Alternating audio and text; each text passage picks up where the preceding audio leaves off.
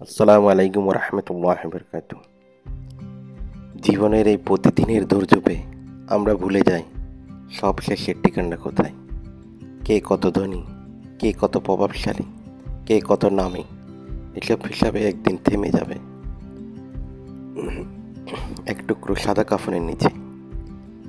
এই কাফনই তখন হবে একমাত্র আপন, একমাত্র চিরসঙ্গী।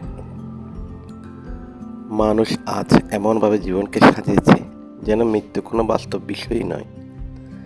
বাড়ি, গাড়ি, সম্মান সবাই চায়, কিন্তু একবার ভাবে না এসব কিছু ফেলে একদিন নীরবে চলে যেতে হবে। তখন পাশে থাকবে না কেউ, না বন্ধু, না পরিবার, না ধন সম্পদ। থাকবে শুধু সেই সাদা কাপড় যা ডেকে দিবে সব অহংকার, সব অভিজাত্য, সব পরিচয়। আমরা যাদের জন্য কাঁদি, যাদের জন্য কষ্ট পাই, যাদের জন্য দিনরাত শ্রম দিই, তারা সবাই একদিন নিজের জীবন ব্যস্ত হয়ে পড়বে।